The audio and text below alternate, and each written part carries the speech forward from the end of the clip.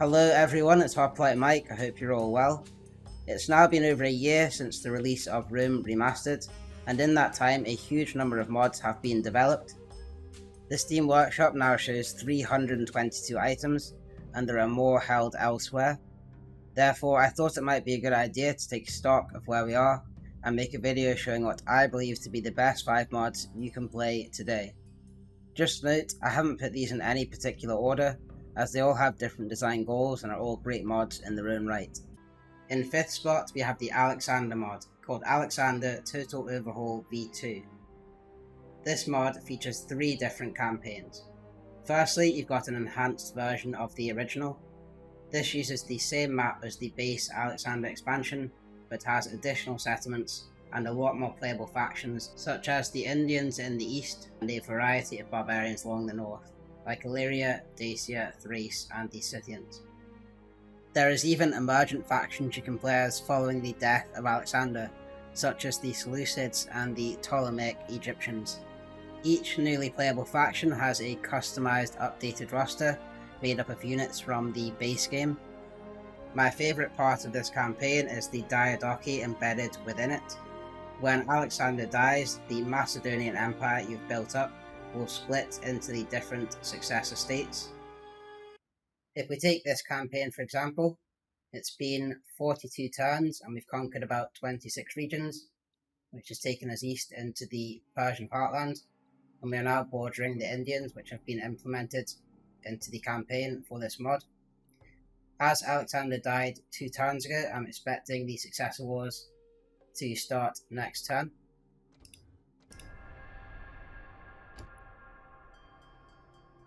There we can see a number of factions emerging.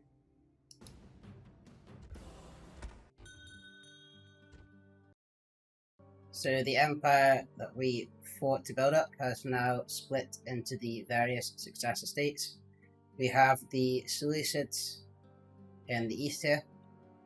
They've got about 5 of our provinces. Then got another faction in Anatolia here. We've taken about 3 regions.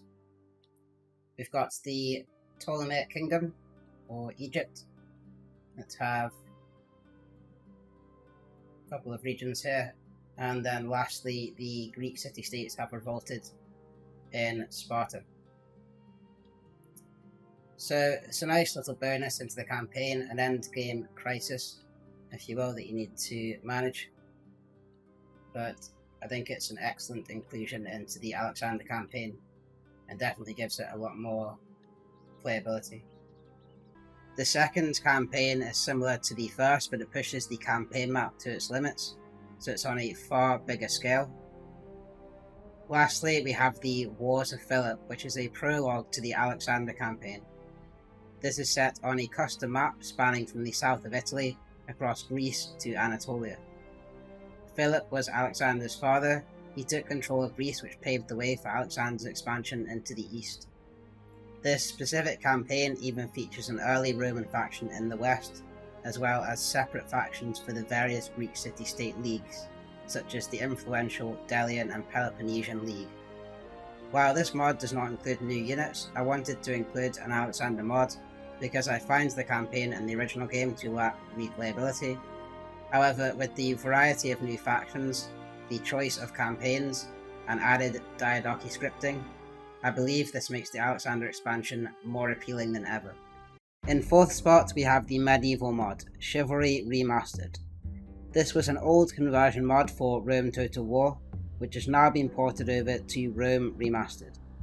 It features 4 different campaigns, each with a different starting date, to give you comprehensive coverage over the medieval era. There is a massive number of playable factions, from the Seljuk Empire in the early era to the Teutonic Order in the late era, and also playable emergent factions such as the Crusader states. As well as this, the mod has a stunning campaign map with plenty of detail, a wealth of new settlements added in with authentic locations, and custom city and town models to reflect the medieval era. There are custom siege battle maps to reflect the time period, fleshed out medieval rosters, formable factions, Crusader mechanics, various religions, and an overhauled building system. There is even relevant leaders for the period, such as William of Normandy in the early era, and unique buildings such as the Castel St. Angelo in Rome.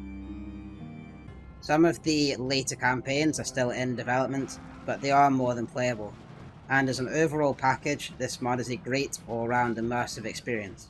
There's not really anything that breaks the immersion here. Almost everything in the base game has been overhauled, even down to the menus and UI to fit the time period. If you enjoy Medieval 2 Total War and want to benefit from some of the quality of life improvements in Rome Remastered, then this might be the mod for you. Then we have the narrative-driven mod, Total Conquest. Like with Imperium Surrectum, this is a mod set in the same time period as the base game, except it has a heavier emphasis on scripting.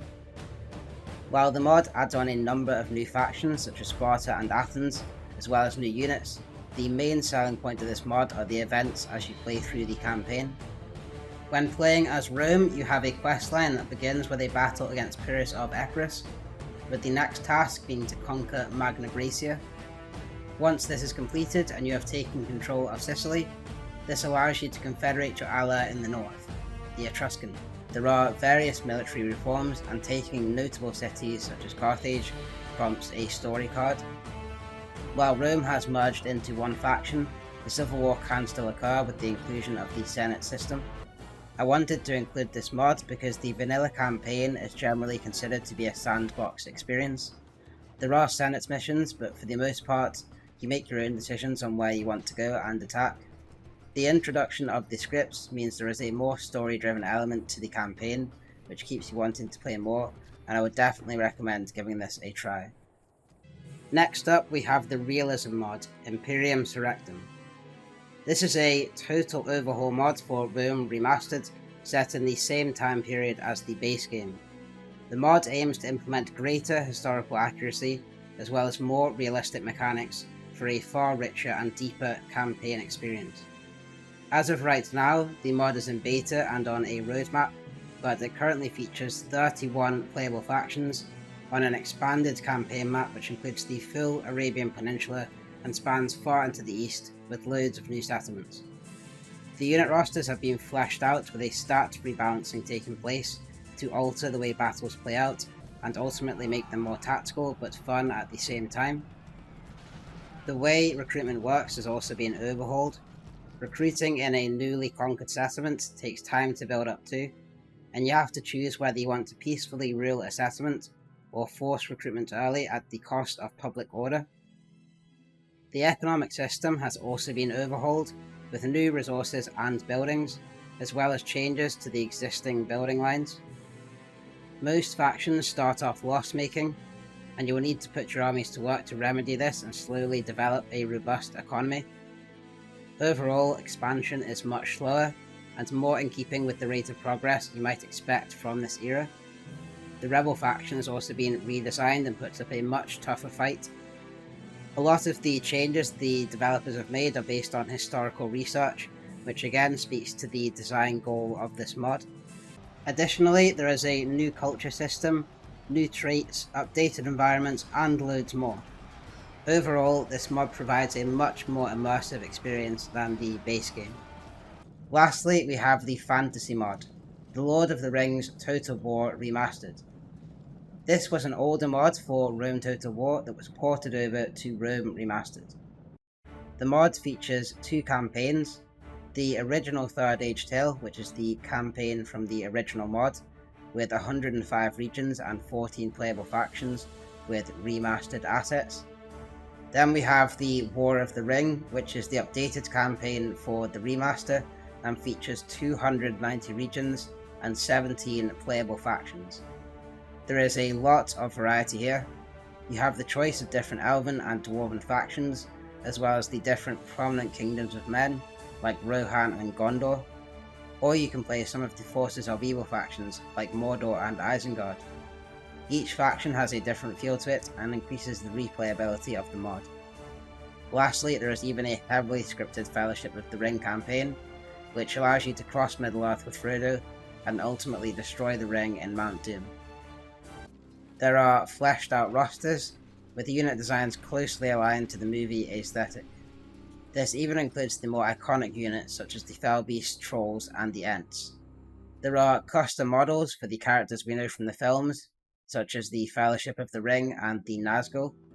There are also custom siege battle maps for the more notable cities, like Helm's Deep, Minas Morgul, Barad-dûr, and Minas Tirith. This is a fantastic mod, and I'm sure if you're either a Total War fan or Lord of the Rings fan, you will love it. That's going to be it for this one today. I hope you enjoyed the top 5 mods for Rome Remastered, and I'll see you on the next one.